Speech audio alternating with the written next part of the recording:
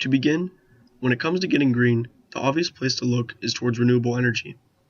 Sources like solar, geothermal, wind, and hydropower are all quality examples of renewable energy that can be implemented around the world in order to produce cleaner, more efficient energy.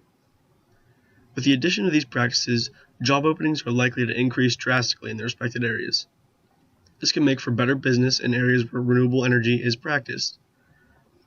Also, public health can be positively affected, which is more important now than ever during the COVID-19 pandemic.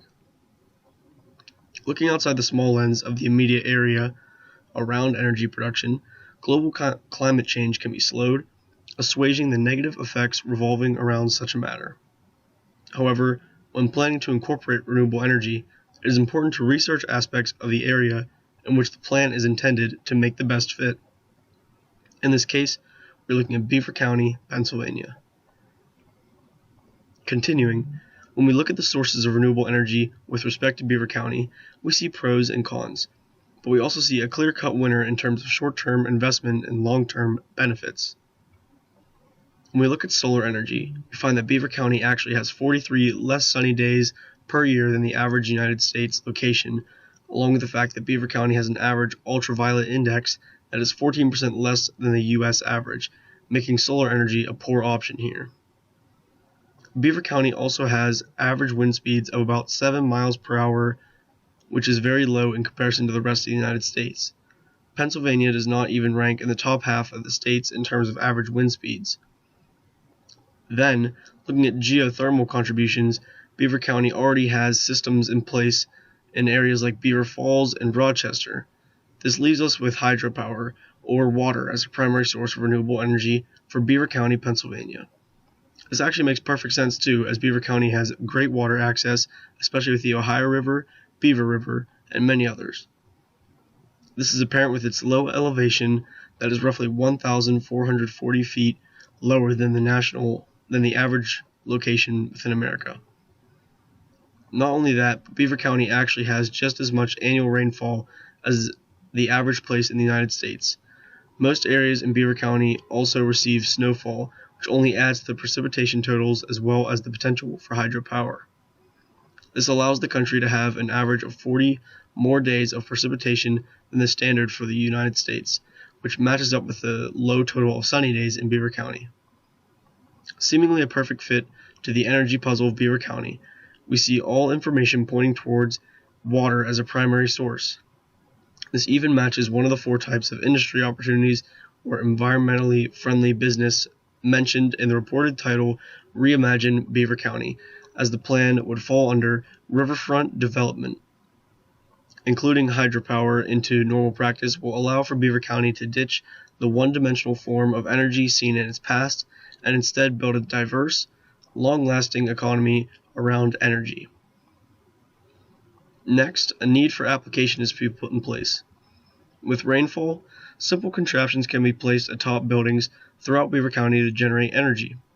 However, more large-scale practices can be put in place within some of the main waterways located between county lines.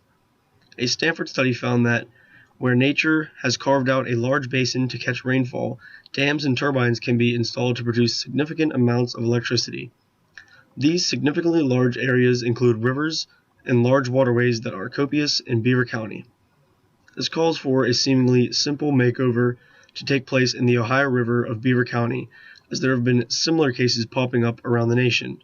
For instance, the example used in the Stanford study was with a similarly sized river and river basin, the Columbia River.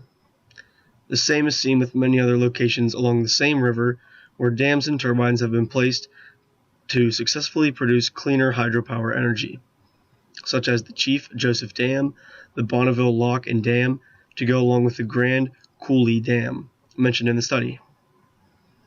More rivers like the Susquehanna River, Snake River, and Tennessee River are comparable in the previously listed categories. These rivers are covered in dams with just around 20 turbines that produce thousands to millions of gigawatt hours of energy.